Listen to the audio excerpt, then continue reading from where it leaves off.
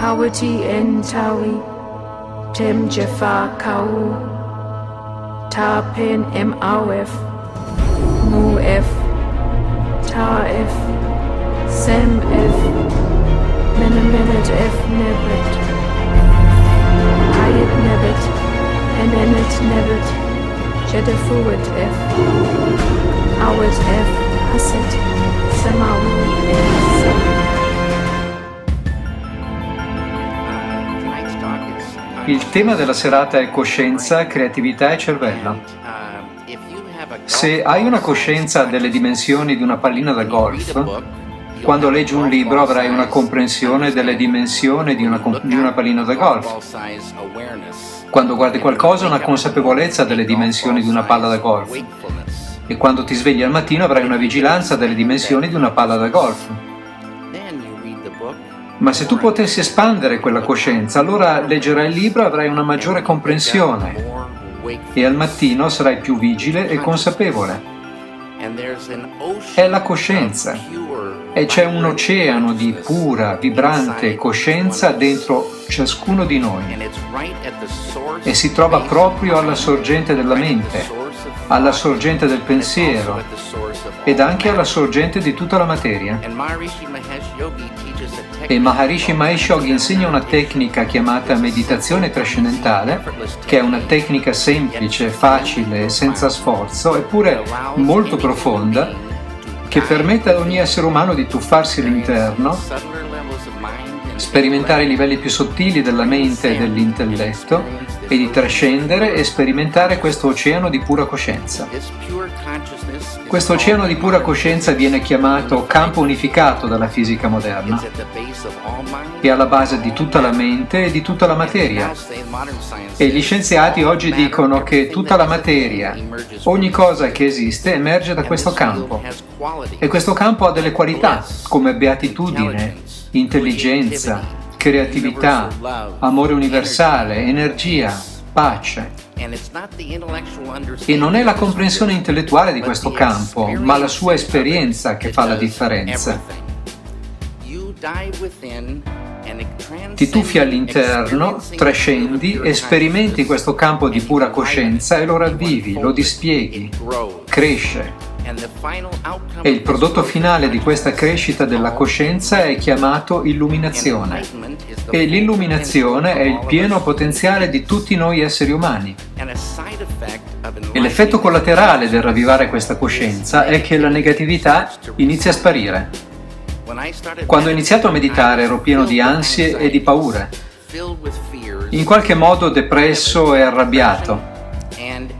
E sfogavo questa rabbia sulla mia prima moglie. Dopo 2 settimane di meditazione mia moglie mi ha chiesto: che succede? Sono rimasto zitto per un po' perché non sapevo bene cosa dire. C'erano molte cose a cui poteva far riferimento. Alla fine le ho chiesto: di cosa stai parlando? E lei disse: la tua rabbia. Dov'è finita? Non mi ero nemmeno accorto che stava sparendo. Le cose negative come rabbia, depressione e tristezza sono cose molto belle in un film, ma sono un veleno per un regista, sono un veleno per un pittore, sono un veleno per la creatività. Sono come una tenaglia, se sei super depresso non puoi neanche alzarti dal letto. Figurati se riesci a pensare a cose creative.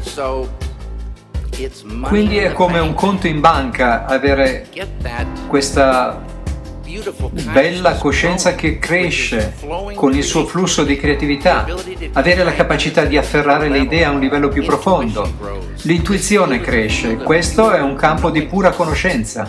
Ti ci tuffi ed è come se tu sapessi in automatico come procedere, come trovare soluzioni. È come un oceano di soluzioni e puoi sentire questa cosa che cresce. Ma la cosa più importante per me è la gioia di fare, la gioia di vivere che cresce, diventa enorme.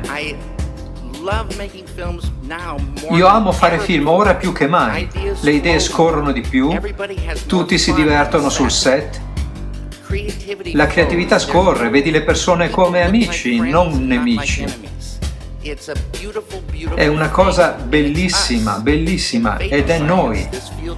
Nella scienza vedica questo campo di pura coscienza è chiamato Atma, il sé di tutti noi. E come vi spiegherà il dottor Egelin, a quel livello della vita siamo tutti uno. Siamo diversi in superficie, ma unità in profondità.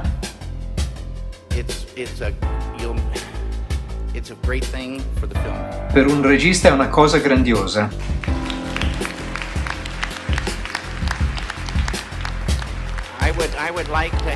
Vorrei un bicchiere d'acqua, se è possibile.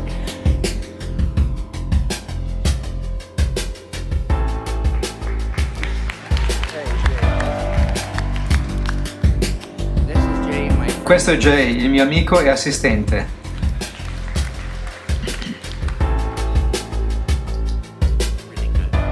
È veramente buona. Non proprio buona come la pura coscienza, ma comunque buona.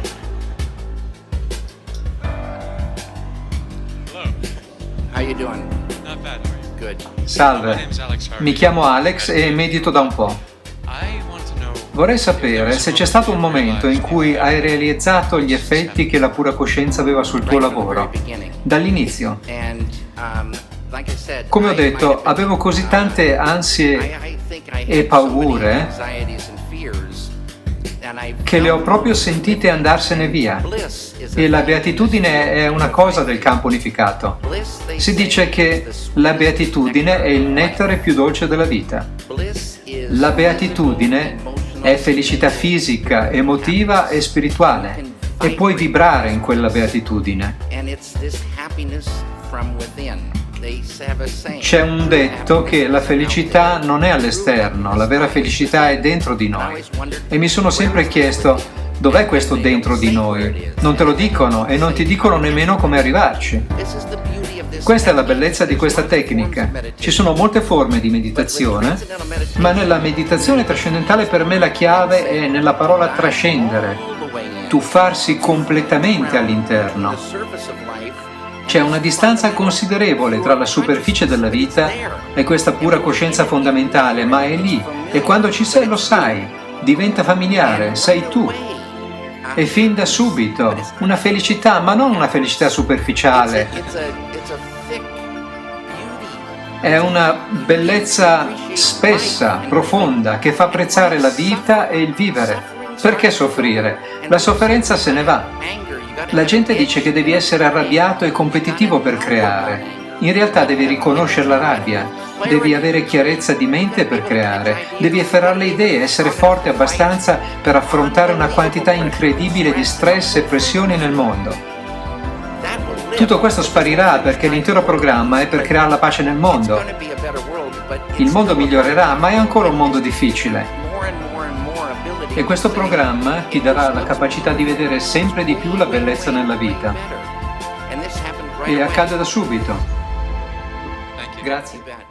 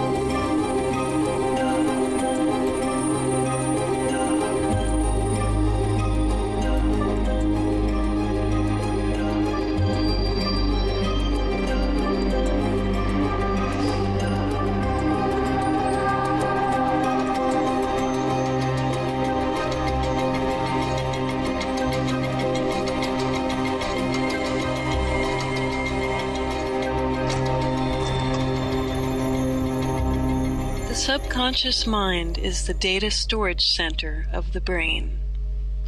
It recognizes simple shapes and colors and takes in any information that the conscious mind cannot figure out. The subconscious is not just a storage center, however. It is in control of our five senses, and it makes important decisions even before the conscious mind becomes aware of them.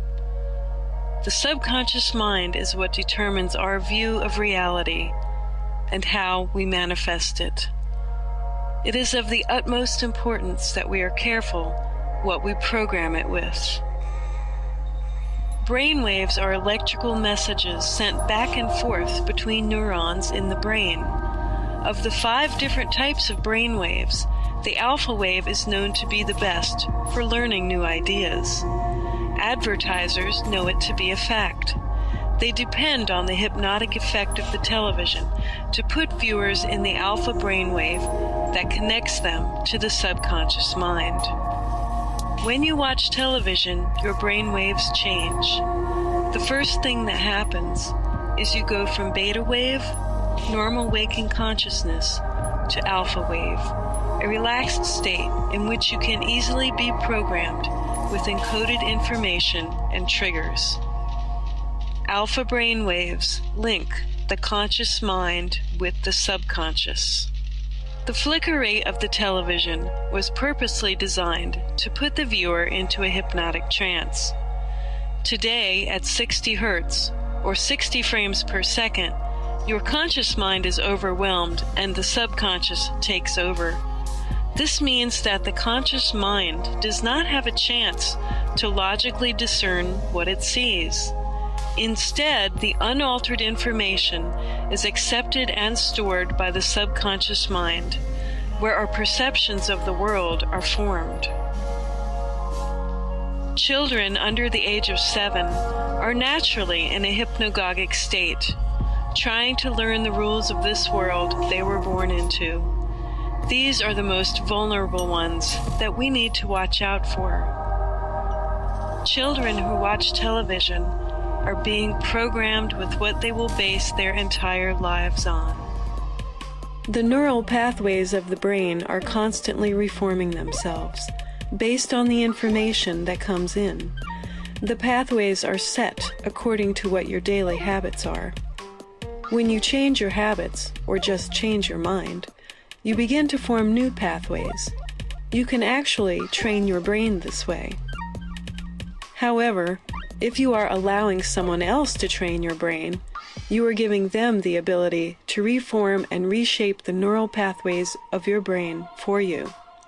You begin to accept new perceptions as your own, not realizing it was an outside source that programmed your thoughts. There are certain frequencies that are harmoniously based on sacred geometry. One of these frequencies is 432 Hz. For thousands of years, the musical standard for tuning instruments was A equals 432 Hz. However, the American Standards Association decided to follow the lead of Nazi Joseph Goebbels and changed the standard tuning frequency for all musical instruments and music to 440 Hz. Modern music worldwide is now tuned to this harmful, disharmonious vibration, literally off-key, that agitates the human frequency and promotes hostility and antisocial behavior. The frequencies of human emotions have now been measured and recorded. They can be sent through television and radio transmissions to the masses or to one individual in particular by targeting their personal brainwave resonance. The screen of the device, whether it is television, computer, or cell phone, can pulse the frequency at the user. These emotional transmissions are often based on fear and anger. The best way to ensure you are not being pulsed with harmful frequencies is to turn the device off. The frequency of the alpha waves, recorded by Hans Berger, were almost identical to Schumann resonance. The frequency of the Earth Dr. Ankermuller immediately contacted Schumann to convince him to investigate further. Schumann agreed and worked alongside one of his students to refine his discovery. They studied in detail how tension is discharged by lightning in the Earth ionosphere cavity. Eventually, they came up with an exact frequency. The pulse of the Earth, Schumann resonance, was exactly 7.83 Hertz. The discovery was remarkable. Schumann resonance wasn't just similar to the alpha waves of the human brain, it was identical. The brain's frequency, which controlled our creativity, our performance, our stress, anxiety, and our immune system, had somehow tuned in to the frequency of the planet. The pulse of the Earth had become the pulse of life itself. We are a brilliant, yet complex organism. The way that our body functions isn't by chance, nor is it something which has happened overnight. Like every other creature on this planet, we have adapted into the environment we exist in.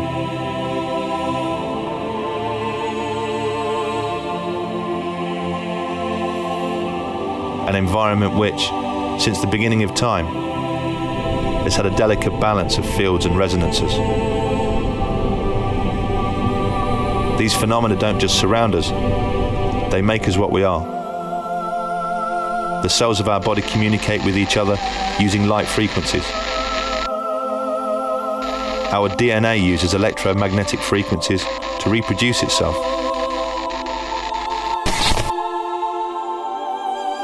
At the core of everything are protons and electrons, positive and negative, making all life magnetic. We are, as all life is, equipped with cryptochrome cells, which allows us to sense those fields in ways we barely understand. We are beings of frequency, electricity, light, and magnetism.